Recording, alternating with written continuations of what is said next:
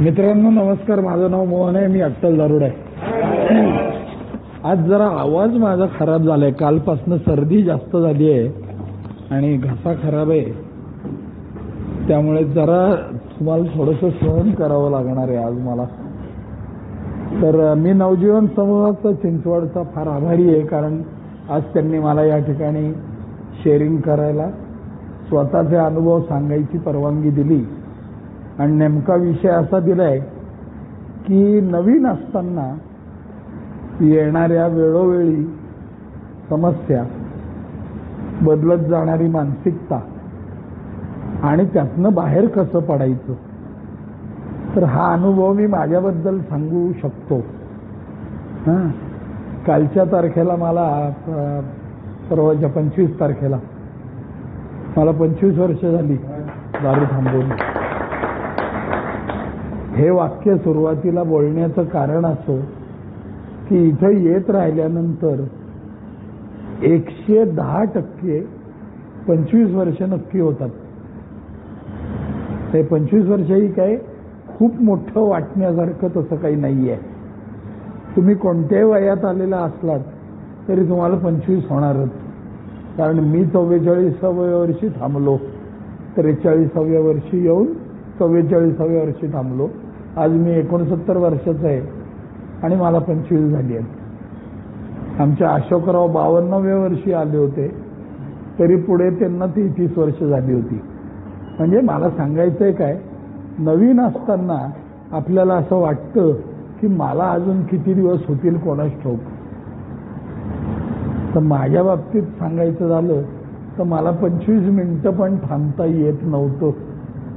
दारू प्यायचा विचार मनात आल्यानंतर मला 25 मिनिटं पण थांबता येत नव्हतं. तो माणूस 25 वर्ष थांबू शकला. तर हे कशामुळे? तर हे मला भेटलेल्या ओल्ड टाइमर्सनी त्यांच्या अनुभवातनं सांगितलेल्या गोष्टींमुळे. पण त्यापेक्षा महत्वाचं, कारण ते सांगतच राहिले, मी ते ऐकण्यासाठी तिथे हजर असायचो. आत्ता मी सांगितलं त्याप्रमाणे पहिले 8 महिने मी उठावाशा काढल्या, परंतु नंतर मला या लोकांनी सांगितलं त्याप्रमाणे मी पहिल्या बाकावर बसून सलग पूर्ण वेळ आतमध्ये बसून पहिली प्रार्थना ते शेवटची प्रार्थना समोरचा बोलत असताना त्याच्या नजरेत नजर घालून मी शेअरिंग ऐकायला लागलो. मग मला 90 दिवस झाले, वर्ष झालं, 2 वर्ष झाली आणि आता 25ही झाली. आता सुरुवातीच्या काळामध्ये काळानुपरत्वे येणाऱ्या अडचणी हळूहळू बदलत जातात. 25 वर्ष झाली याचा अर्थ आता अडचण फ्री लाईफ मी जगतोय असं अजिबात नाहीये. फक्त त्या अडचणींकडे बघण्याचा माझा दृष्टिकोन वेळोवेळी बदलत जातो, provided I attend the meetings.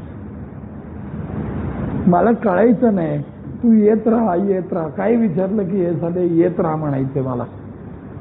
आणि एवढं काय येत राहतंय, तर ते येत राहिल्यावरच मला कळलं की माझ्या समस्यांकडे बघण्याची व्हिजन बदलते. दॅट इज द रिझन येत राहा. आता मी नवीन आलो तेव्हा मला अडचणी काय काय होत्या सांगतो तुम्हाला. सगळ्यात पहिली गोष्ट म्हणजे माझी बायको, की जी माझ्याशी कधीही नीट बोलायची नाही, खरंच बोलायची नाही. कायम तिच्या तोंडाला कुत्रं बांधलेलं. काय झालं की ती अक्कलच शिकवायची मला, आणि त्यामुळे मी फार वैतागून गेलो होतो. आणि आत्ता डीडीनी जी नावं घेतली ना, ते बाळासाहेब म्हणा, मामा गोळे म्हणा, या लोकांना मी म्हणायचो, अहो तुम्ही एकदा येऊन माझ्या बायकोशी बोलाव, तुम्ही सांगा तिला समजावून की आता हा नीट वागतोय, आता तू ह्याला बोलू नको. तर त्यावेळेला या ओल्ड टाइमर्सनी मला काय सांगितलं, आम्ही येऊ तुझ्याकडे, पण तुला आता थांबून किती दिवस झाले. तर मी म्हणायचं झाली की आता 19. तर माझा आवाज आत्ता खराब आहे, पण तेव्हा माझा आवाज असा असायचा, 19 वर्ष झाल्यासारखा मी चेहरा करून बोलायचो. बघा, 19 दिवस थांबलेला मुलगा 19 वर्ष झाल्यासारखा चेहरा करून बोलायचा आणि समोरच्याला सांगायचं, येऊन सांगा एकदा माझ्या बायकोला. तर ते म्हणले, अरे आम्ही जरा 90 तरी होऊ दे तुझे, आत्ताशी कुठे 90 न झालेले आहेत, 90 पर्यंत तरी पोच. शाळेला मला कधी होणार 90? आणि नव्हतेच होत मला 90 दिवस. 15-20 दिवसांनी, 25 दिवसांनी, एकदा फक्त मी 47 दिवस थांबलो होतो की परत आपलं शापशेडीतल्या सापाच्या तोंडात सापडायचो आणि शून्यावर यायचो की परत 1 डे ॲट अ टाइम. पण सातत्याने मीटिंग करत राहिल्यामुळे एकदा मला 90 दिवस झाले आणि माझं स्वप्न, भागवत तुम्हाला सांगतो, पार पडलं. ते स्वप्न काय होतं? तर मोहन बी पुणे असं नाव फळ्यावर कधीतरी लिहिलं जाईल आणि त्याच्या पुढे 90 दिवस असं लिहितील, असं माझं स्वप्न राहिलं होतं. हे स्वप्न का मी बघितलं? तर त्या पहिल्या 8 महिन्यामध्ये 10 लोक नाही, 20 लोक बघितले मी. 90 दिवस झालेले, 1 वर्ष झालेले, 5 वर्ष झालेले, आणि माझं नाव कधी लिहिणार असं इथं? एक स्वप्न राहिलं होतं माझं. पण ते 90 दिवस झाले आणि त्यानंतर मी अजून दारू नाही प्यायलेलो. परवा माझ्या नावासमोर 25 वर्ष लिहिलं होतं. हे मी गर्वानी सांगत नाहीये, हे मी नवीन माणसाच्या आयुष्यात काय घडणार आहे बरं का, ते सांगतोय मी. मग याच्यामध्ये काय काय अडचणी आल्या रे? तर मुख्य म्हणजे बायको. परंतु जेव्हा मला 90 दिवस झाले ना, तेव्हा मला AA मध्ये यायला लागून 11 महिने झाले होते आणि मीटिंग करत राहून. त्यानंतर अजूनपर्यंत माझ्या बायकोला यांच्यातल्या कोणीही समजावून सांगायला यायची वेळ आली नाही. कारण त्या 90 दिवसामध्ये मला मनमोकळेपणाने कसे प्रश्न विचारायचे, 1 to 1 कसं भेटायचं, बोलायचं, हे सगळं मी शिकलो. का शिकलो? तर सहवासाने प्रेम वाढतं. अगोदर जेव्हा हे सगळे लोक माझ्यासाठी अननोन होते, ते काही दिवसानंतर माझ्या ओळखीचे झाले, मग माझे मित्र झाले, मग ते अधिक घट्ट मित्र झाले माझे, आणि मग माझ्यात आणि यांच्यात मनमोकळेपणा वाढत गेला. आजही मला असलेला कुठलाही प्रश्न कितीही चुकीचा असला तरी निर्लज्जपणाने विचारायला मला लाज वाटत नाही. कारण मला माहिती आहे की हेच लोक मला करेक्ट उत्तर देणार आहेत, आणि सुरुवातीला जरी ते पटलं नाही तरी ते करेक्ट आहे असं धरून मी आत्तापर्यंतचा प्रवास केलेला आहे. त्यामुळे मी यशस्वी झालेलो आहे. आणि यशस्वी हे फक्त दारू थांबवण्याच्या बाबतीत नसतं. यशस्वी हे सगळ्या बाबतीमध्ये यशस्वी व्हायचं असतं.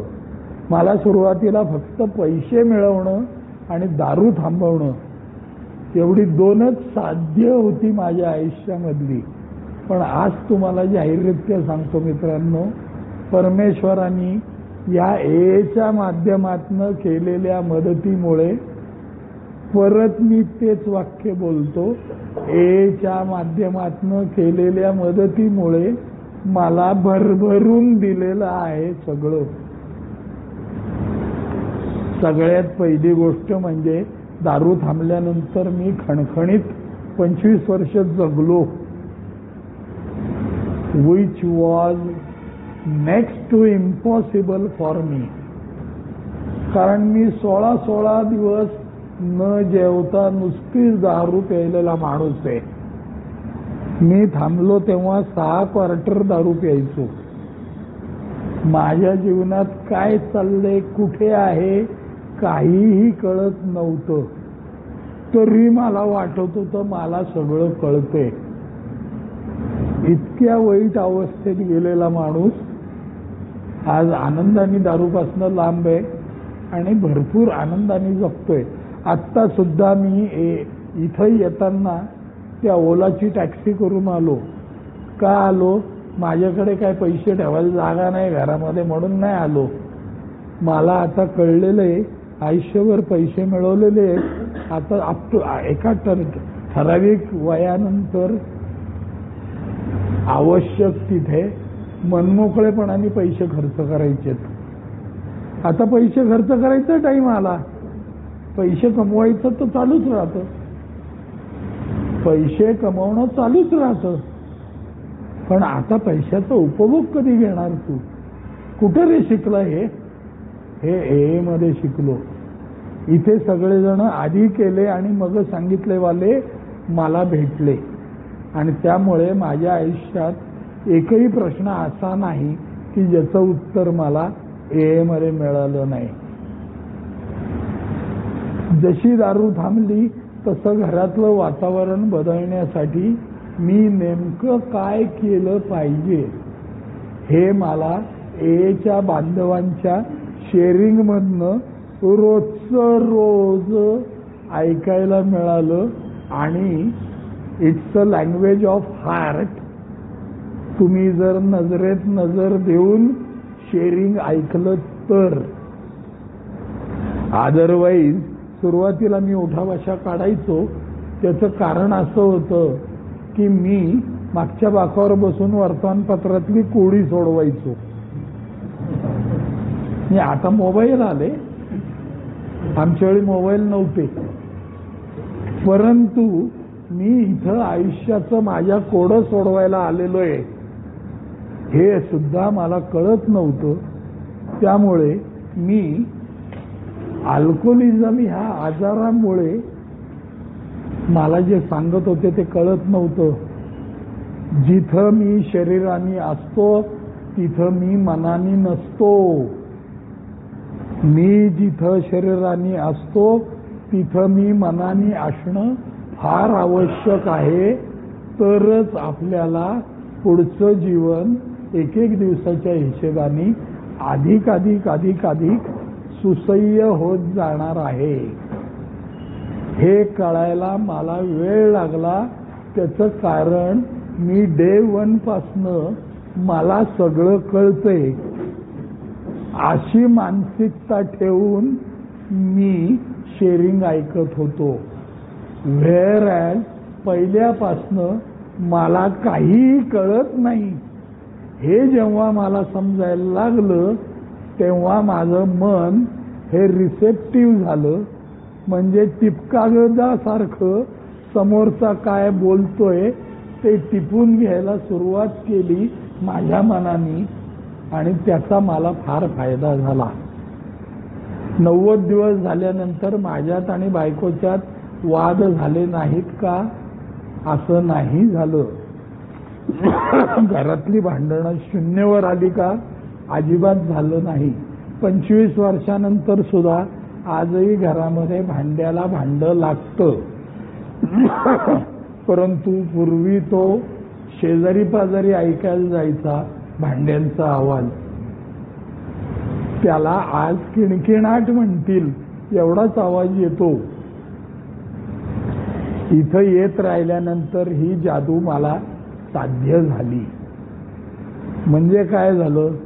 भांडणाची वादाची तीव्रता माझ्याकडनं जाणीवपूर्वक प्रयत्न करून, प्रत्येक शब्द मी जपून बोलतो आहे बरं का, जाणीवपूर्वक प्रयत्न करून माझ्या घरात होणाऱ्या भांडणांची, क्लॅशेसची, मतभेदांची नावं काही द्या त्याला, त्याची तीव्रता कमी करणं हे माझ्या हातात असतं. बायकोला बदलायला जायचं नसतं, बदल स्वतःच करायचा असतो. हे मला इथल्या लोकांनी आपल्या शब्दातनं आणि कृतीतनं दाखवून दिलं. याचा अर्थ यांनी काय मला त्यांच्या घरी रोज जेवायला बोलवलं आणि त्यांच्या भांडणांची तीव्रता कशी कमी होतीये हे मला दाखवलं असं नसून ह्या लोकांना माणसं वाचता येतात.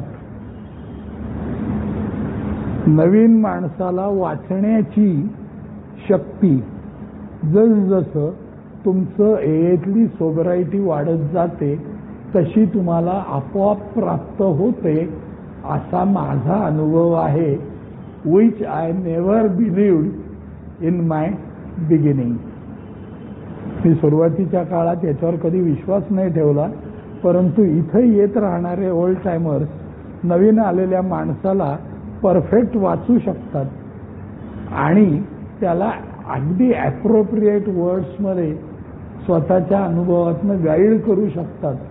तसं मला नवीन असताना या लोकांनी गाईड केलं, पण त्यासाठी मला मात्र मीटिंगला यावं लागलं. यांच्यातल्या कोणीही मला घरी येऊन माझ्या गाईड केलेलं नाही. दुसरा महत्वाचा प्रश्न असा होता माझ्या आयुष्यामध्ये, तो म्हणजे माझ्या डोक्यावरती 4.5 लाख रुपयाचं कर्ज होतं.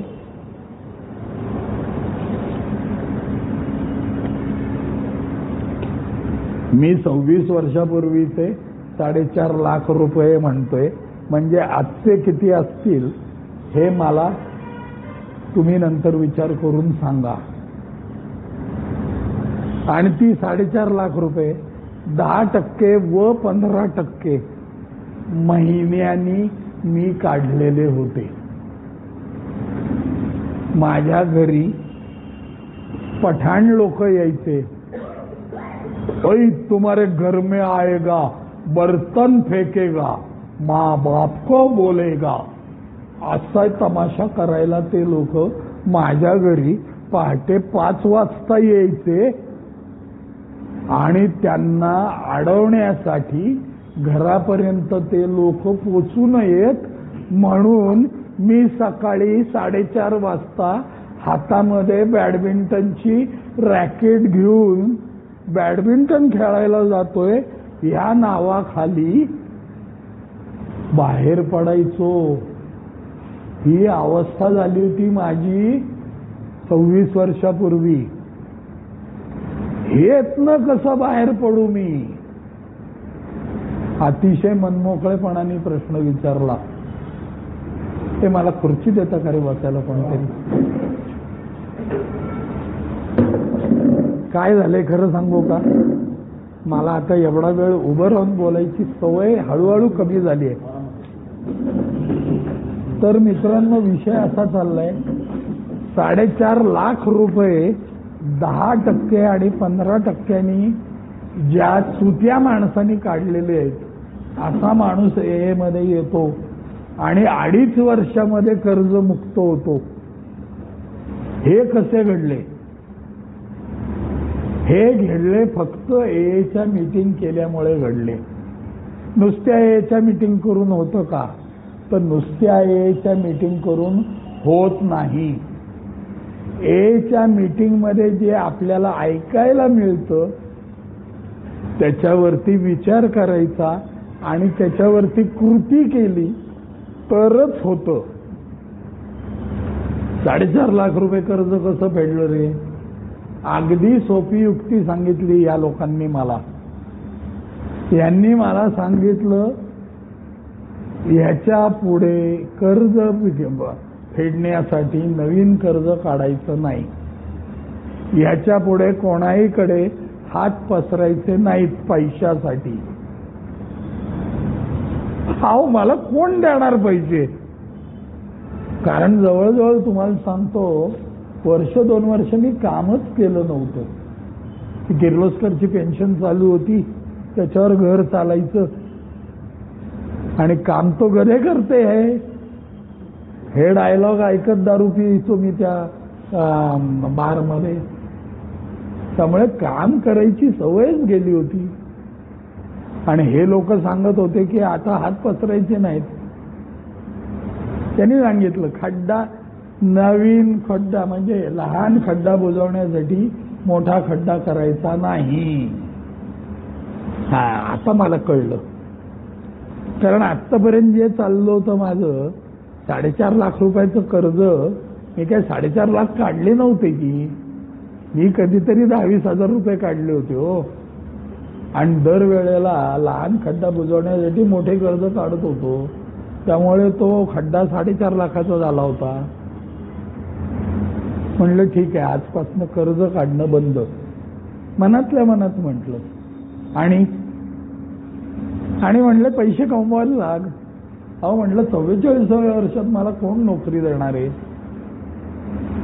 काही कर म्हणले, पैसे कमव, मदत माग लोकांकडे, मला नोकरी नाहीये, मला कोणतरी काम द्या रे, असं बोलायला लाग. आता कोण काम देणार आहे मला या 44व्या वर्षी? तू माग रे म्हणले. अहो कसं मिळेल? थोबाडीत मारी ना म्हणले, ड्रायडेच्या दिवशी क्वार्टर मिळवतो की नाही?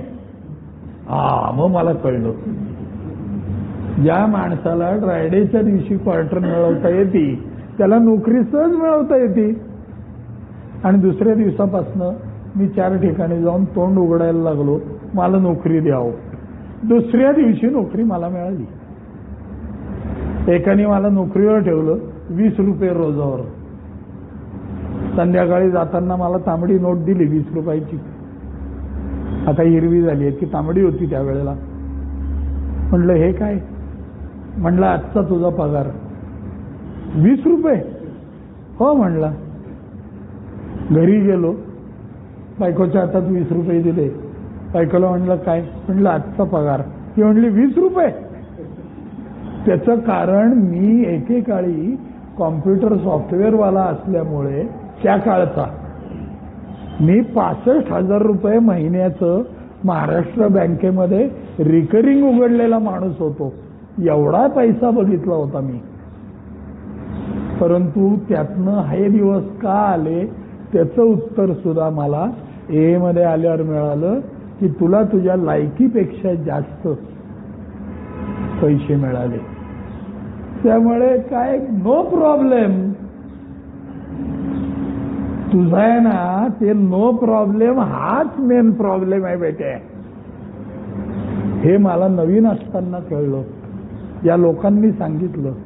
आणि मग मी मगाशी सुरुवातीला जे म्हटलं ना की स्वतःकडे बघण्याची विजन बदलली, स्वतःच्याकडे बघण्याचा दृष्टिकोन बदलला. तो दृष्टिकोन अशा पद्धतीने बदलला.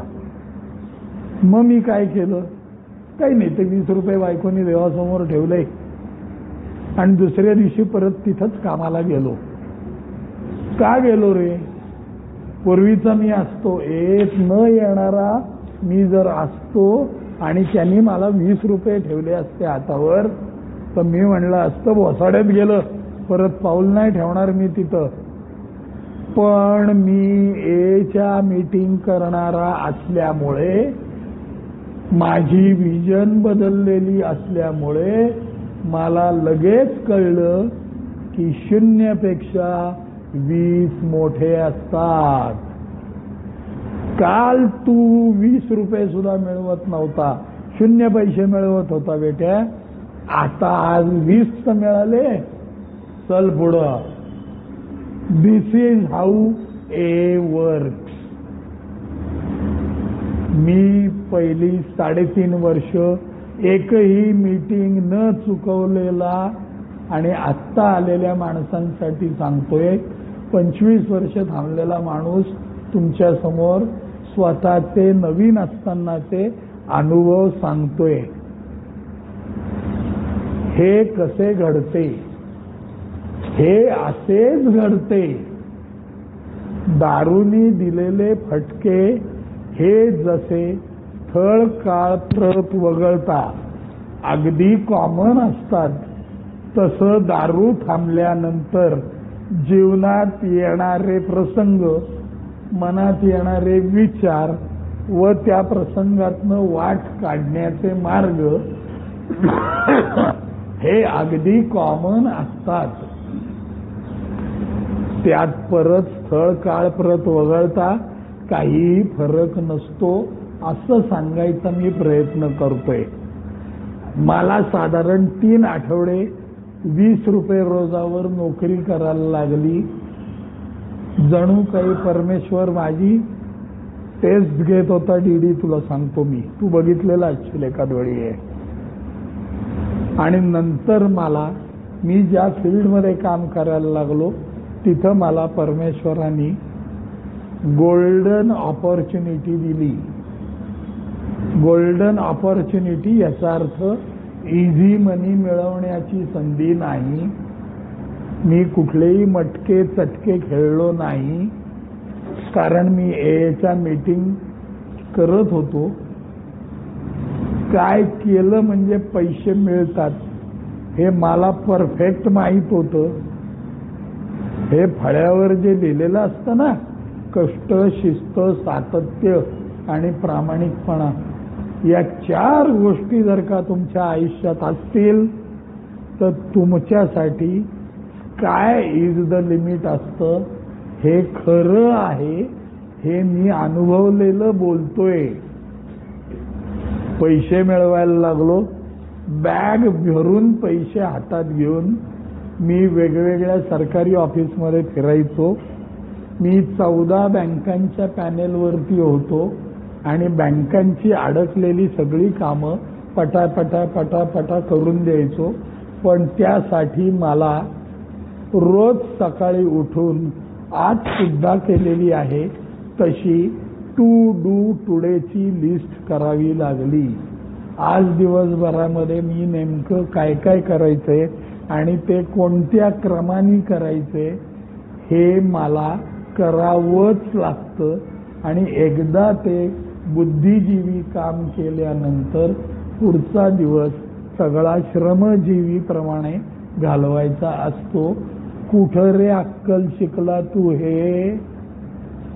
पहिल्या 3.5 वर्षामध्ये रोज संध्याकाळी सलग पूर्ण वेळ आतमध्ये बसून पहिली प्रार्थना ते शेवटची प्रार्थना मीटिंगमध्ये शिकलो मी हे सगळं. मग एकदा लक्ष्मी यायला लागली, मग मला दात यायला लागले. म्हणजे ते येतातच. पण मी मीटिंग करत असल्यामुळे इथे सगळे दंतवैद्य भेटले. मला कोणत्या प्रकारचे दात येत आहेत हे त्यांना माझ्या बॉडी लँग्वेजवरनं कळायचं. अहो, माझ्या शेकहँड करण्याची पद्धत बदलते, माझी स्कूटरला किक मारण्याची पद्धत बदलते. तेव्हा मी सिगरेट ओढायचो, सिगरेट ओढण्याची पद्धत बदलते, धूर सोडण्याची पद्धत बदलते. आणि डीडी म्हणत होता ना, तसं इथं लगेच कान धरणारे नाही, कान ओढणारे भेटले मला. मला इथं पाठीवर थोपटणारे जसे भेटले ना, थोपटणारे तसे धोपटणारे पण भेटले. आणि त्यांनी धोपटलं की मी म्हणायचो, अहो असं काय करताय, लागलं की पाठीला माझ्या? अरे लागण्यासाठीच मारलं होतं तुला. इतक्या जवळकीने आणि प्रेमाने सांगणारे लोक भेटायचे. मग मी म्हणायचो, का मारलं, का काय चुकलं माझं? मग हळूच सांगायचे, तुझा हा दात शिवतोय, नीट वाग बेट्या. इतकं परफेक्ट लक्ष असतं इथल्या ओल्ड टायमर्सचं आपल्यावर. जर आपण पूर्ण वेळ आतमध्ये बसून मीटिंग केली तर, आणि खरोखर मनापासनं मनमोकळेपणाने ह्यांच्यात वावरत राहिलो तर, काठाकाठानी पोहून जसं आंघोळ करता येत नाही तसं मला माझी प्रगती इन ऑल रिस्पेक्ट साधायची असेल तर मला सूरच मारायला लागतो पाण्यामध्ये. बाकी इथं पोटाखाली हात धरून पोहायला शिकवणारे लोक अनेक आहेत, पण अगोदर स्वतःला हातपाय झाडताना त्यांना मी स्वतः हातपाय झाडतोय हे त्यांना दिसलं पाहिजे, तरच हे लोक मदत करतात. बायको नीट वागायला लागली, खिशात पैसे यायला लागले, मग नो प्रॉब्लेम वाटायला लागलं, मग दात शिवशिवायला लागले, मग दातांचं सेटिंग इथल्या लोकांनी करून दिलं. माझ्या वेळोवेळी कानावर पडणारी वाक्य काय करतात, तर दातांचं सेटिंगच करतात. की पुढं काय झालं माझ्या आयुष्यात, मला म्हणले आत्ता तुझी ड्राय ड्रंक सोबरायटी आहे. म्हटलं म्हणजे काय असतं बुवा, शब्दच मुळी पूर्वी अनेकदा ऐकलं होता, पण आता त्याचा नेमका अर्थ काय हे मला कळवून घ्यायची वेळ आली होती. या लोकांनी सांगितलं कोरडा मद्यपी म्हणजे काय, तू जे नाहीयेस ते जगाला दाखवायला जातो आहेस का हे तपासून बघ. तू 12 स्टेप कॉल करतो आहेस का हे तपासून बघ. अहो काय सांगू तुम्हाला, सकाळपासून जे कामात मी असतो ते डायरेक्ट संध्याकाळी 7:30ला मीटिंगलाच येतो. मी कधी कधी घरी सुद्धा जात नाही. मी कधी करणार मी 12 स्टेप कॉल. बघा माझा युक्तिवाद, इथं माझा युक्तिवाद सुरू झाला. कारण मला दुसऱ्याला निरुत्तर करायची पहिल्यापासनं आयुष्यात सवय लागली होती. इथं आल्यानंतर दुसऱ्याचं ऐकून घ्यायला लागलो मी. लर्न टू लिसन आणि लिसन टू लर्न हे ऐकल्यामुळे मग शेअरिंग करायला लागलो. मग त्यातनं मला कळलं स्वतःवर प्रेम करायचं असतं. मग स्वतःवर प्रेम कसं करायचं असतं, तर मी जे सिगरेटी ओढून स्वतःवर अन्याय करत होतो ना, तेच मला इथल्या एका मेंबरने सांगितलं. तुम्ही प्रिसाइजली सांगायचं तर बाळासाहेबांनीच सांगितलं, मगाशी तुम्ही नाव घेतलं. तुला लाज नाही का रे वाटत म्हणले. शाळेला ते आतलं बघा, तुलाही म्हणले असतील ना कधीतरी असं. असंच म्हणायचे राव ते, असंच म्हणायचे, तुला लाज नाही का रे वाटत. बरं नाही वाटत असंही म्हणायचं नाही हो, म्हणजे सांगायची ताकद नाही हो माझी. सिगरेट कसली ओढतो म्हणले भाड्या. अरे आत्ता तू आतमध्ये बोलला मद्यपाश एक रोग आहे, फक्त आजचा दिवस काही जमू शकतो, आणि हे सगळं येऊन तू बाहेर वरून सिगरेट ओढतोय आणि नवीन माणसासमोर सिगरेट ओढतोय. फेकती सिगरेट. अर्थात ते समोर असताना मी ओढायचोच नाही, ताकदच नव्हती. म्हणजे लपून गोष्टी करणं बंद झालं नव्हतं. म्हणजेच ट्रू टू युअर सेल्फ, स्वतःशी प्रामाणिक राहा, हे मला जमत नव्हतं. या लोकांनी माझ्याकडनं ते करून घेतलं. माझी सिगरेट थांबली, 4.5 वर्ष सिगरेट थांबली, आणि धो पैसे यायला लागले माझ्याकडे. 1-1.5 वर्षानंतर, 1.25 वर्षाचा असताना डीडी तुला सांगतो मी, सिगरेट थांबली माझी. 4.5 वर्षामध्ये धो पैसे आले.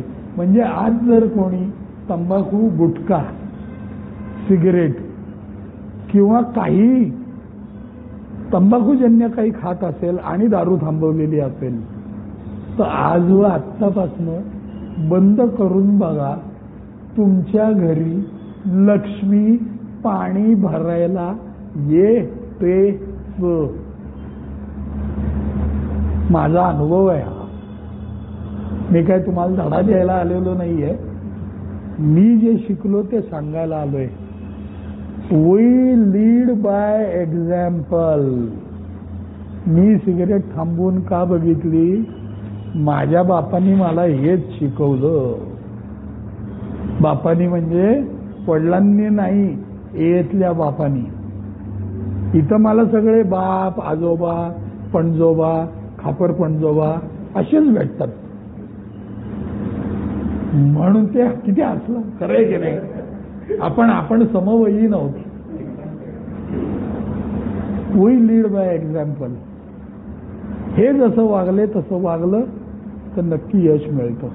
पुढे सिगरेट थांबली, पैसे आले, पैसे जमले, त्याच्यानंतर सिगरेट परत आली हातात, एकदा परत पैसे गेले, संकट आली, ते काय अँजिओग्राफी झाली, अँजिओप्लास्टी झाली, तरी सिगरेट नाही थांबली, पुढे थांबली. परंतु केलेल्या अत्याचारांमुळे परत बायपास करायला लागली. पण आता मला उपचारासाठी पैसे नाहीत, ही चिंता कधीच वाटली नाही आणि आजही नाहीये. म्हणून मी सिगरेट ओढतोय का, असं नाही. आता ह्या वेळेला मला स्वतःची काळजी कशी घ्यायची हे मी शिकवलेलं आहे. स्वतःवर प्रेम करायचं म्हणजे नेमकं काय करायचं.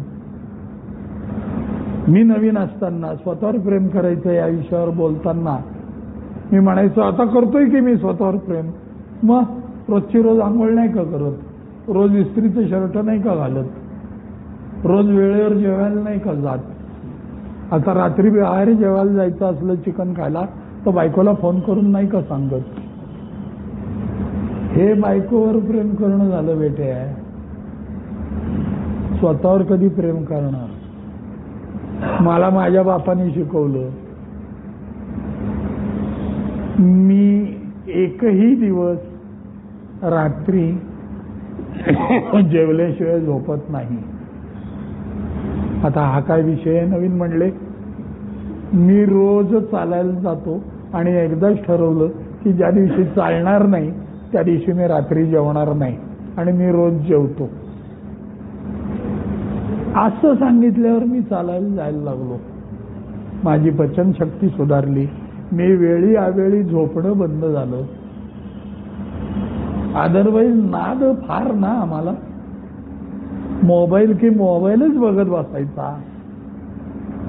त्यावेळेला ते स्मार्टफोन नव्हते, पण पैसे मजबूत. आज याला फोन कर, उद्या त्याला फोन कर. रात्री 1-1 वाजेपर्यंत गप्पा मारत बसायचो. अरे रात्री 1 हा फोन करायची वेळ नाहीये, कुठं कळते. स्वतःवर प्रेम करायचे म्हणजे वेळेवर झोपायचं असतं, वेळेवर उठायचं असतं, वेळेवर चालायला जायचं असतं, वेळेवर कामधंदा सिस्टमॅटिकली करायचा असतो. कारण सिस्टीम वर्क. कुठल्याही गोष्टीला तुम्ही सिस्टीमनी काम केलं, सिस्टीमनी जगलात तर आणि तरच तुमचं सर्व्हायव्हल होतं. असा ह्या लोकांनी मला अनुभव सांगितला आणि माझा अनुभव तेच सांगतो आज. पुढे काय झालं. तब्येत चांगली राहिली, पैसा टिकला, घर इंटॅक्ट राहिलं. कपडे किती आहेत रे, काय 25-25 शर्ट असतील, अजून काय 10-15 पॅन्टी असतील, अजून काय, याचं अजून काय संपतच नाही. विकलेलं सोनं, चांदीची भांडी सगळं परत आलं का. प्रयत्न केला होता. एक दिवस बायकोला घेऊन गेलो पुन्हा गाडगीळ सराफाकडे. पुन्हा गाडगीळ सराफाकडे बायकोला घेऊन गेलो. कारण मी बेवडा आहे म्हणजे काय आहे, एक तर एकच करणार ना गोष्ट. पैसे तर पैसेच कमावणार, वळी तर वळीच जमवणार. पैसे आले की रोजच्या पुन्हा गाडगीळ सराफाकडे जायचो. 1 दिवसाआड जायचो, 2 दिवसाआड जायचो. 2 ग्रॅम दे, 5 ग्रॅम दे, 3 ग्रॅम दे, हे 8 ग्रॅम परत घे, 10 ग्रॅमचं वळख दे. एवढी जमली 10 ग्रॅमची वळी माझ्याकडं, अक्षरशः एवढी जमली. त्या कॅरी बॅग मध्ये ठेवली होती आणि सुरुवातीची 10-20 वळी बायकोला दाखवली होती. नंतर बायको म्हणली वेड लागले तुला. मग म्हटलं सांगायचंच नाही, पण म्हणून काय कृती नाही करायची असं नाही. मग ती वळी जमवली त्या कॅरी बॅग मध्ये. मग एक दिवस बायकोला घेऊन गेलो, ती वळी गुपचूप घेतली, कारमध्ये ठेवली, बायकोला कारमध्ये घातलं आणि पुन्हा गाडीकडे सराफाकडे गेलो. बायकोला म्हणलं बघा ड्राय ड्रंक बद्दल बोलतोय मी, माझ्या ड्राय ड्रंकनेस बद्दल बोलतोय. बायकोला म्हणलं चल आतमध्ये ये, आता काय नवीन, जा तुमचं तुम्ही आणा की वळच आणायला आलायत ना तुम्ही. नाही म्हणलं चल तू. बायकोला हाताला धरून पुन्हा गाडीकडे सराफाकडे नेलं. तिला म्हणलं तुला आज कुठल्याही प्रकारच्या बांगड्या, कुठल्याही प्रकारचे तोडे, कुठल्याही प्रकारचे गोठ, 2-3 प्रकारची डिझाईनची मंगळसूत्र, काय घ्यायचं ते घे. ती म्हणली काय झालं, आज दारू बिरू पिला काय परत तुम्ही. बघा मग मी हळूच मागणं हात काढला, पाठीकडे ठेवलेला. तिला म्हणलं हे बघ एवढी वळी जमवली आहेत मी, ही वळी द्यायची आणि तू सांगशील तेवढे सगळे दागिने आज खरेदी करायचे. चाल म्हणलं होऊन जाऊ द्या. काय नाही तरी ती वळी नुसती घरात ठेवून काय करणार, त्यापेक्षा आमच्या घरातल्या लक्ष्मीला सजवू. विचार बघा माझे, लक्ष्मीला सजवू.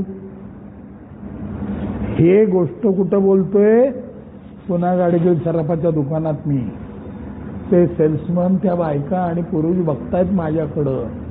तू घे का म्हणलं, काय घ्यायचं तुला ते. बायकोनी माझा हात धरला, मला फरा फरा फरा फरा ओढत दुकानाच्या बाहेर आणलं. मला गाडीत कोंबलं. अगं म्हटलं एवढं काय झालं तुला रागवायला. ती म्हणली मी बघितलं तिथं सगळी डिझाईन, माझ्या लग्नामध्ये तुमच्या आईने घातलेले पाटल्या व तोडे तिथं नव्हते. अरे म्हटलं दुसरं डिझाईन बघायचं. गाडीत काढा म्हणली, शाळायला तू. अरे ज्या आईनी माझ्या बायकोच्या हातावर पाटले आणले आणि त्याला मी बाजार दाखवला होता दारू पिण्याच्या नादात, ते नव्हते अरे त्या पुन्हा गाडगीळ सराफाकडे. याचा अर्थ आता माझ्याकडं किती पैसे आले, किती सोनं आलं, तरी मी माझ्या बायकोच्या दुखवलेल्या भावना विकत घेऊ शकणार नाहीये. हे कोणी शिकवलं रे. हे मला अल्कोहोलिक्स अनॉनिमसनी शिकवलं. का शिकवलं रे. त्या दिवशी संध्याकाळी मी चडफड चडफड चडफड करत धुमसत होतो आणि वर्गात येऊन बसलो आणि मी म्हटलं ही आजची घटना आहे, ह्याच्यावरचं उत्तर द्या मला कोणीतरी.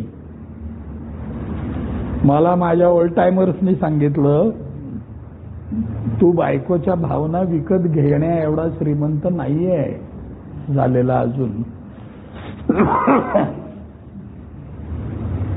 आणि मग ते पटलं मला. मग मला पटलं ते हाऊ इट वर्क. हे कसे घडते, हे असे घडते. परत मी माज केला नाही. माज करायचाच नसतो. माज पैशाचाही करायचा नसतो, माज सोबरायटीचाही करायचा नसतो. नक्की करायचा नसतो. तू काय केलं रे बेटा त्यासाठी? इथं येत राहिला. जरा 12 स्टेप कॉल करायला लागलो. परमेश्वरानेच माझी नेमणूक केलेली आहे हे लक्षात यायला मला वेळ लागला. परंतु 4 लोक थांबल्यानंतर त्या मोहनरावनी मेसेज दिला. मोहनराव म्हणजे देव माणूस आहे बरं का, असं बोलायला लागले. आणि मग मला खरंच मी देवमाणूस वगैरे आहे का असं वाटायला लागलं. परंतु मी वर्गात बसून मीटिंग करत असल्यामुळे मी देवमाणूस वगैरे काही नाहीये. मी देवाकडे जाता जाता वाचलेला माणूस आहे याचं भान राहिलं. खरं आहे ना? नाही तर मेलोच असतो अहो मी.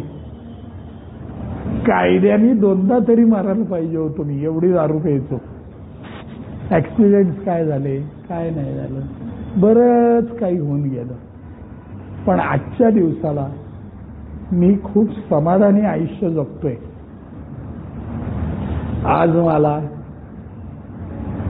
ए मध्ये येत असल्यामुळे माझं लाईफ प्रेडिक्टेबल झालेलं आहे.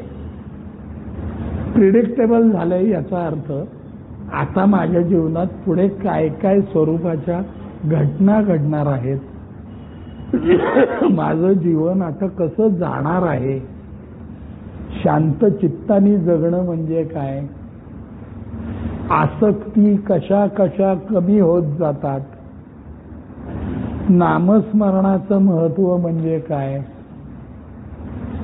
देव डोळ्याला दिसतो का नुसताच कानाला ऐकू येतो. कारण मला ऐकायला मिळाला देव एच्या वर्गात. कशावरनं? लहानपणापासून मी ऐकत आलेलो आहे, ए तू नीट वागा नाही तर देव तुला शिक्षा करेल. आणि अजूनपर्यंत मला तरी कुठल्याही देवानी शिक्षा केलेली नाहीये जसं एनी मला शिक्षा केली नाही. परंतु देवानी मला माझ्या हिताच्याच गोष्टी सगळ्या सांगितल्या. फक्त ते देव इथनं काय तो बराच लांब असेल कुठेतरी देव, पण मला काही कानाला ऐकू येणार नाही. म्हणून त्यांनी माझ्या ओल्ड टायमर्सच्या किंवा तुमच्या लोकांच्या माध्यमातनं माझ्या उपयोगी पडणाऱ्या गोष्टी तुमच्या मुखातनं बाहेर पाडल्या. आणि त्याच्यामुळे आता मी छान जगतोय, समाधानी जगतोय, नामस्मरण करतो, चित्त शांत आहे. सगळ्यात श्रीमंत आहे आज मी, कारण रात्री मला शांत झोप लागते की जी गोष्ट बाजारात कुठेही विकत मिळत नाही कितीही पैसे देऊन. आज माझं शरीर पूर्णपणे इंटॅक्ट आहे. अवयवाचा एकही शरीरातला एकही अवयव डॅमेज झाल्याचं अद्याप उघडकीस आलेलं नाही. खरंय, अज्ञातातच सुख मानायचं. तुम्ही हसताय राहू मला, पण खरंय. म्हणजे असलेल्या गोष्टींमध्ये समाधान कसं मानायचं ते या एवाल्यांनी शिकवलं मला. तुम्ही बघा ना, इथं बसलेल्या सगळ्यांना दोन्ही पाय आहेत, दोन्ही हात आहेत, दोन्ही डोळे आहेत, दोन्ही कान आहेत, काय नाहीये. मी असा चालू होतो. मला या गोष्टीची होसीनी जाणीव करून दिली होती. आणि मग मी असं बघितलं माहितीये का, 2 हात आहेत, 2 पाय आहेत, मी कुठं उभा आहे, मी काय मिळवू शकतो, मी काय करू शकतो, याचा मार्ग मला एनी दाखवला. त्या मार्गाने मी अजूनपर्यंत चालायचा प्रयत्न करतोय.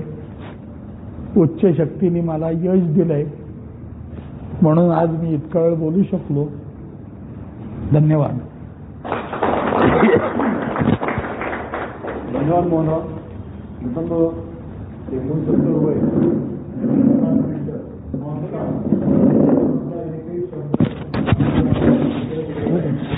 नवीन मागतो आहे मित्रांनो. मध्ये आता याच्यानंतरचं जवळजवळ मीटिंग संपायला आपली जवळजवळ 15 ते 16 मिनिटं आहेत. त्या 15 ते 16 मिनिटांमध्ये आपण जवळ जे लोक